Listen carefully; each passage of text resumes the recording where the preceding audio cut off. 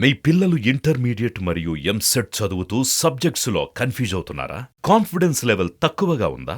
Repeated mistakes చేస్తున్నారా? అయితే మీకోసమే ఉంది రైజ్ యాప్.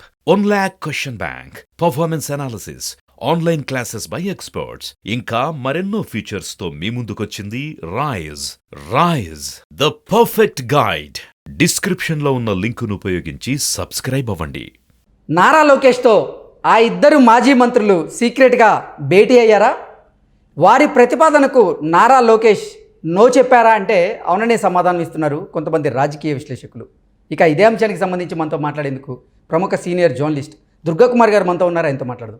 సార్ నమస్తే అండి. నమస్కారం కృష్ణ గారు, మన వీక్షకులు కూడా నమస్కారం. సార్, నారా లోకేష్ గారితో ఆ ఇద్దరు మాజీ మంత్రులు సీక్రెట్గా భేటీ అయ్యారని, వారు కొన్ని ప్రతిపాదనలు నారా లోకేష్ ముందుకు తీసుకువెళ్లారని, కానీ వారి ప్రతిపాదనకు నారా లోకేష్ నో చెప్పారంటూ కూడా ఇప్పుడు ఒక వార్త సోషల్ మీడియాలో చక్కర్లు కొడుతూ ఉంది. ఏంటి సార్ ఈ వార్తలో వాస్తవం ఉందా? ఆ మాజీ మంత్రులు ఎవరు అంటే ఏం చెప్తారు సార్? ఇప్పుడు వైఎస్ఆర్సీపీ పార్టీ చాలా సంక్షోభంలో ఉందండి. అంటే మంత్రులు కానీ లేకపోతే సీనియర్ శాసనసభ్యులైనా కానీ చాలామందికి ఆల్మోస్ట్ 60% ఆఫ్ ద పీపుల్కి టికెట్లు రావని ముఖ్యమంత్రి కానీ, ముఖ్యమంత్రికి సన్నిహితంగా ఉండే ప్రాంతీయ కోఆర్డినేటర్లు కానీ బాహాటంగా చెప్తున్నారు.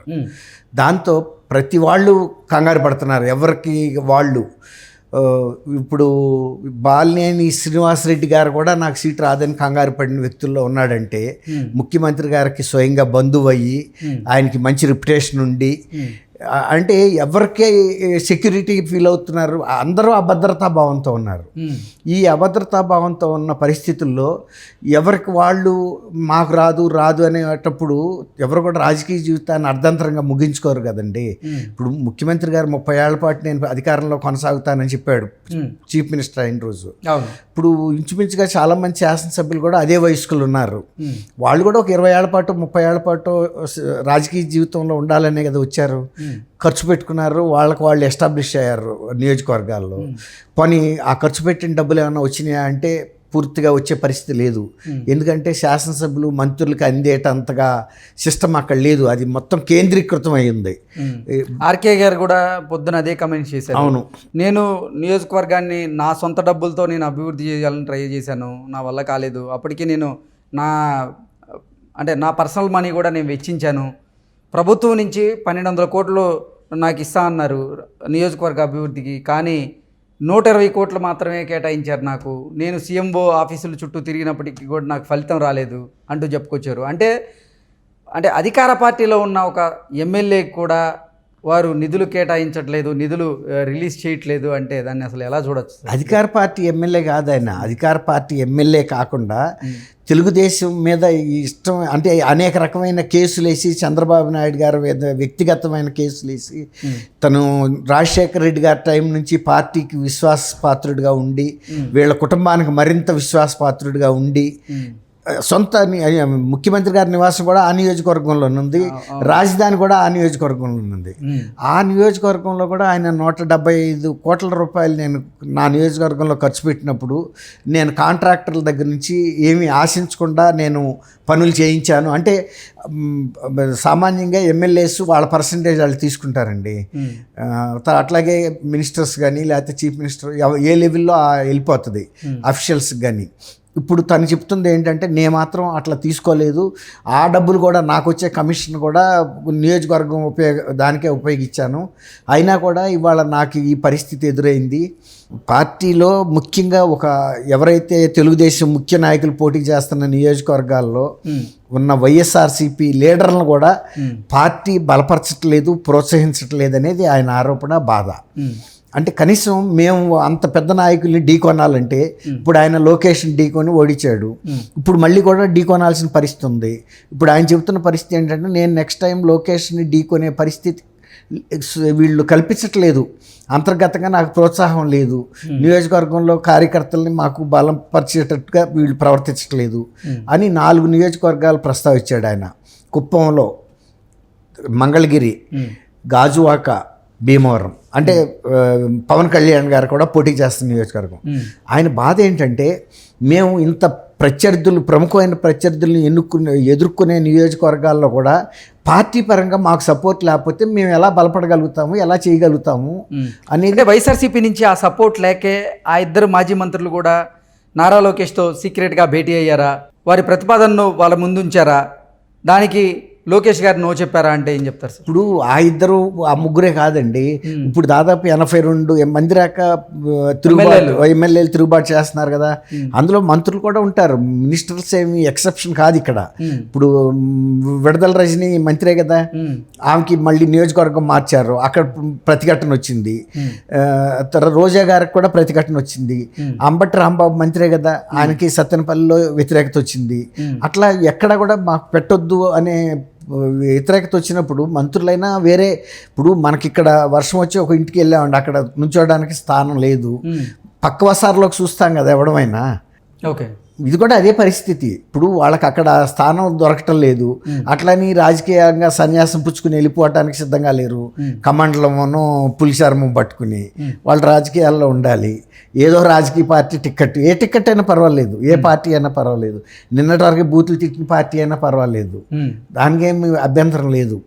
ఆ బలము వీళ్ళ బలము కలిసి ఏదో ఒక ఎమ్మెల్యేగా మళ్ళీ అసెంబ్లీలోకి రావాలనే ఆశ ఎవరికైనా ఉంటుంది కదండి. ఇప్పుడు అట్లాగే మంత్రులు కూడా వస్తున్నారు. ఇప్పుడు విచిత్రం ఏంటంటే టీడీపీ పార్టీ కూడా ఇవాళ వైఎస్ఆర్సీపీలో వచ్చిన సంక్షోభంలో చిక్కుకున్న అందరికీ ఇక్కడ షెల్టర్ ఇవ్వగలిగిన పరిస్థితి లేదు. ఏదైనా ఒకళ్ళిద్దరు వస్తే అది వేరే మాట. అందులోనూ గత 5 ఏళ్లుగా వీళ్ళు చేస్తున్న వ్యాఖ్యలు, విమర్శలు జగన్మోహన్ రెడ్డి గారిని ప్లీజ్ చేయటం కోసం, ఆయన్ని సంతోషపరచడం కోసం తెలుగుదేశం మీద కూడా అవుట్ ఆఫ్ వే వెళ్ళి కూడా విమర్శలు చేశారు, వ్యక్తిగతమైన విమర్శలు, బూతులు కూడా మాట్లాడారు. ఇట్లాంటి పరిస్థితుల్లో వైఎస్ఆర్సీపీ లీడర్స్కి ఒక వ్యక్తిత్వం లేదు, ఒక స్థాయి లేదని టీడీపీ వాళ్ళు మొదటి నుంచి చెప్తా వచ్చారు. అలాగే అసలు చంద్రబాబు గారు కూడా ప్రజల్లో వ్యతిరేకత ఉన్న ఎమ్మెల్యేలు ఎవరైతే ఉన్నారో వైసీపీ నుంచి వాళ్ళు మా దగ్గరికి వచ్చినా కానీ మేము అసలు మాకు అవసరం లేదు ఆ ఎమ్మెల్యేలు అంటూ కూడా ఆయన గతంలో కొన్ని వ్యాఖ్యలు చేశారు. అదే నేను చెప్పబోతున్నా. ఇప్పుడు ఎట్లా ఉంటుందంటే అక్కడ వ్యతిరేకత ప్రజలతో అనిపించుకుని వచ్చిన వాళ్ళందరినీ కనుక తెలుగుదేశం చేర్చుకుంటే తెలుగుదేశం క్యారెక్టర్ ఏమన్నట్టు? ఇప్పుడు మేము మా ఎమ్మెల్యేలని ఒక క్రమశిక్షణతో ఉంచుతాము, లేకపోతే ఒక స్థాయిలో మాట్లాడతారు. ఇప్పుడు చంద్రబాబు నాయుడు గారు శిష్యుడని రేవంత్ రెడ్డి గారు చెప్పుకుంటున్నాడు. ఆయన ఇక్కడి నుంచి వెళ్ళిన నో టైంలో కాంగ్రెస్లో ప్రూవెన్ లీడర్గా అయ్యి చీఫ్ మినిస్టర్ కూడా అనిపించుకోగలిగాడు. సోనియా గాంధీ గారు, రాహుల్ గాంధీ, ప్రియాంక వీళ్ళందరూ మన్నలను పొందాడు. అంటే ఒకప్పుడు ఎవరినన్నా ఉద్యోగంలోకి ఇంటర్వ్యూకి తీసుకునేటప్పుడు మీరు ఏ స్కూల్లో చదివారు, ఏ కాలేజీలో చదివారు, యూనివర్సిటీలో చదివారు అనేది ఎందుకు చూస్తారు? ఆ కాలేజీ ప్రతిష్ట, వాళ్ళ స్టాండర్డ్స్ ఇవన్నీ కూడా ఈ క్యాండిడేట్లో ఉంటాయని. అట్లాగే ఇప్పుడు వాళ్ళు బూతులు మాట్లాడే సంస్కారం ఉన్న పార్టీ నుంచి వస్తే వీళ్ళందరికీ కనుక జంజం వేసి వీళ్ళు పవిత్రులు అయిపోయారని పార్టీలో చేర్చుకుంటే వైఎస్ఆర్సీపీ టీడీపీకి కూడా అదే విలువే కదండి వాళ్ళందరినీ చేర్చుకుంటే. కాబట్టి వాళ్ళు మొదటే చెప్పారు, ఎవరన్నా మా పార్టీలో జారదలుచుకుంటే టిక్కెట్లు ఆశించో మాకు షరతులు పెట్టే ఉద్దేశం ఉంటే రావద్దు, బేషరతుగా చేరితే మీరు కొన్నాళ్ళు పార్టీలో సేవ చేసి మీ వ్యక్తిత్వం చూసిన తర్వాత మేము దాన్ని బట్టి చూస్తాం.